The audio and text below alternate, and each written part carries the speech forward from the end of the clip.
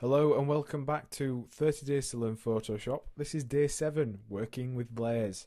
I'm Ben Gribbin, and in today's lesson we are going to learn how to work with layers. So we're going to look at how to create, how to delete them, how to move them around, how to organize them. So let's go ahead and switch over to Photoshop. And you'll see we have the course kind of project open. We're going to be using this website design, which has been created entirely in Photoshop to use as our project that we're going to be working on. It's going to help us demonstrate some of the techniques we wish to demonstrate. So we're going to be showing you how to create layers in this lesson. So that's going to be the starting point, is how to make layers. Now we did say we were going to use shortcuts as much as we possibly can. So to make a shortcut, or the shortcut for making a layer, is Command Shift N, or that would be Control Shift N on a Windows PC, and you get this nice little new layer palette.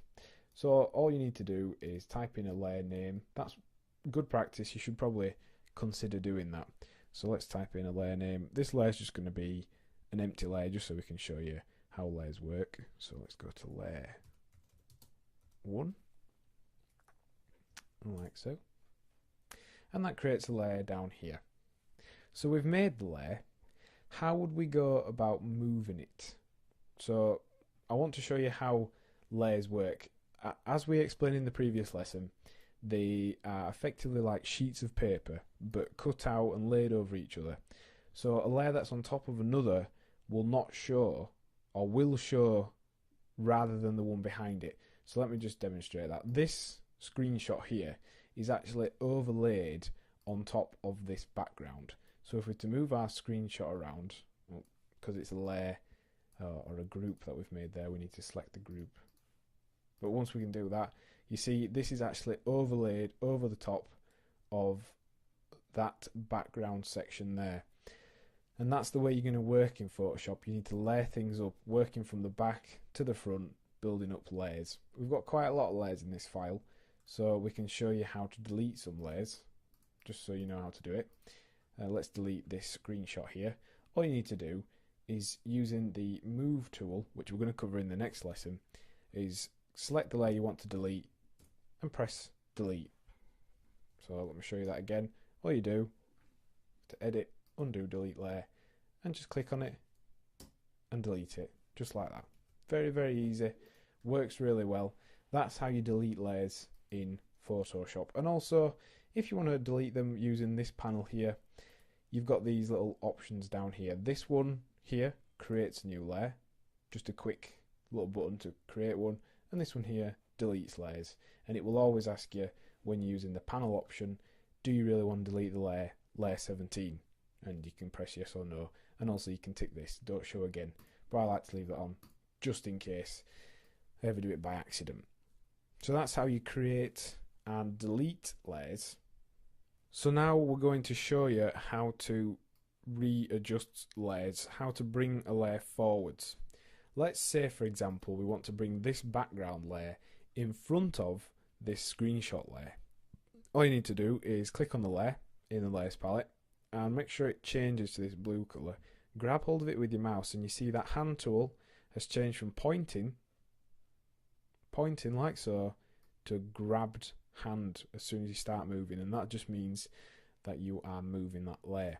And you'll see that it basically turns the divider between each layer black with two extra thick lines top and bottom, and that means that's where you're going to drop that layer. So let's bring it right to the front, drop it at the top. You see that that black line shows we're going to do it at the top.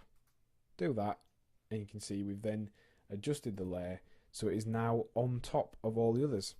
So it's very easy. It just gets slightly complicated when you have so many layers, when you're trying to remember what they all are. Hence why you need to label them. And also, speaking of organisation, something that you're going to want to introduce into your work, especially when you get complicated designs like this, is to start using groups. So we're going to show you how to make a group and what a group is. So let's go right to the top, and we're going to go to layer, new, and new group. And also, if you want, you can just press Command G. that will make a group very, very quickly. So let's just remove this from within our layer. It's accidentally got in there. You can see it automatically names a layer, or a group, sorry, group 10. So we don't want it to be called that. We want it to be called the rectangle. And this is going to be just for our own reference so that we know what's within the layer or this group. Now, groups are made up of individual layers, and you can add layers into a group, or you can create a group and then add layers afterwards. So let's take, for example, this menu bar here. We can actually drag this into the group we've just created. The group we created is at the top. It's at the very top of our layer palette.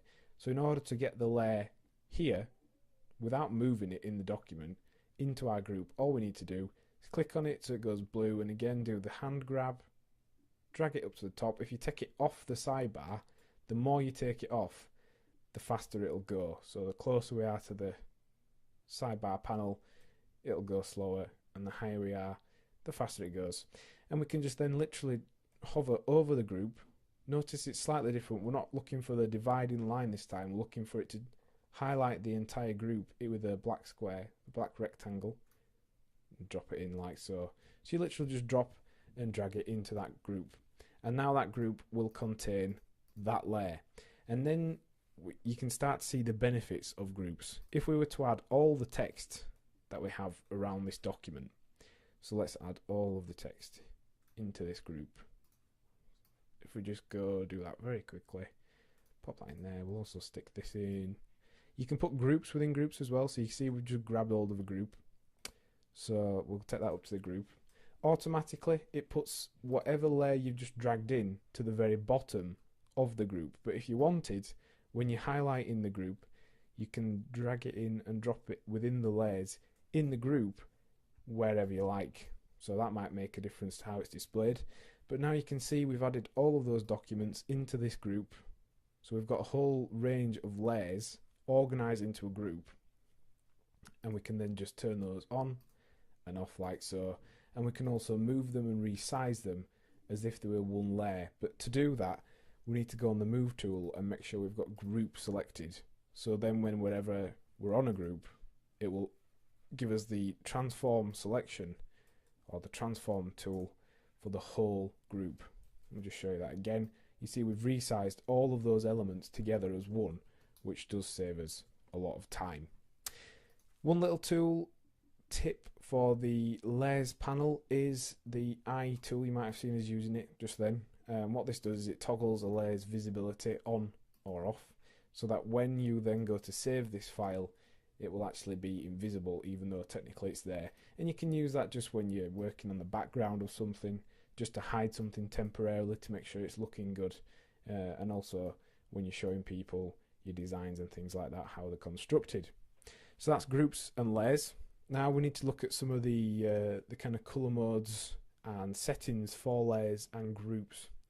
So this rectangle layer we have here, the rectangle group, it's filled with about 5 or 6 layers, but you can see it's set the color mode, or the blending mode, to pass through. Not sure why it's done that. I think I might have clicked it by accident at some point. So this should normally be set to normal, but if you start changing the color mode, it will start changing the outlook of this layer.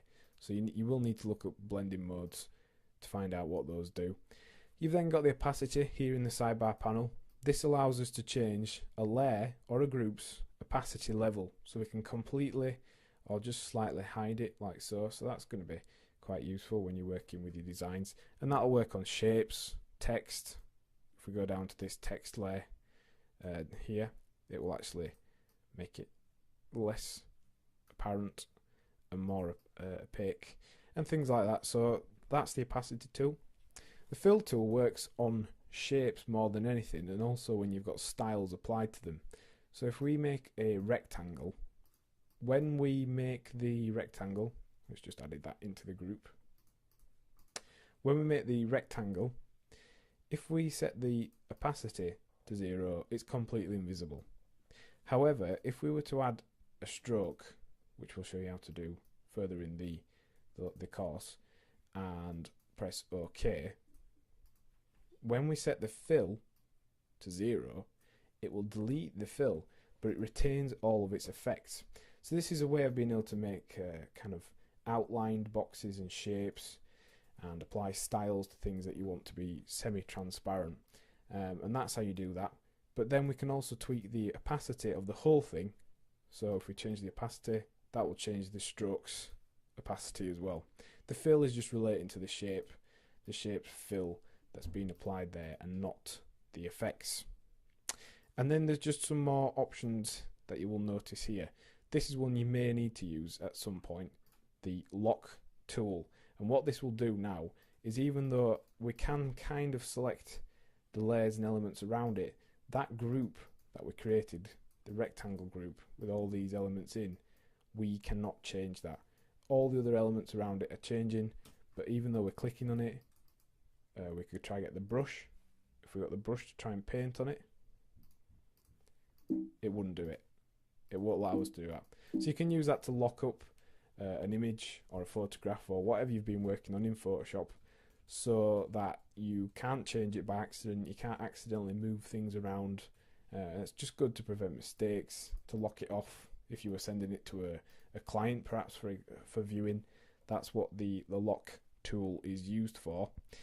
And then we've got these options down here. We've got the ability to add adjustment layers, which again we're going to cover in further into the course, and also the quick shortcuts here for creating a group. If you click on that, it will make a group. If we click on this, it makes a new layer, and if we click on that, it will actually delete whichever layer or group you've got selected. So that's what layers are, that's where they are, that's how to use the layer panel and how to add, edit and make groups. So in this lesson we've learned how to create layers and groups, and we've looked in general at organisation in Photoshop. We've also considered the layer properties, for example fill, opacity, how to lock them, and why you would set a layer to be locked. And your lesson task is to practice by creating a group in your own document called first group, and then put a layer inside of that called layer 01. Then delete the layer, as we've shown you, and then lock the group. So that's just good practice for working with layers and groups. It'll help you get familiar with that. Next time on 30 Days to Learn Photoshop, we'll be looking at the Move tool. Thanks for listening.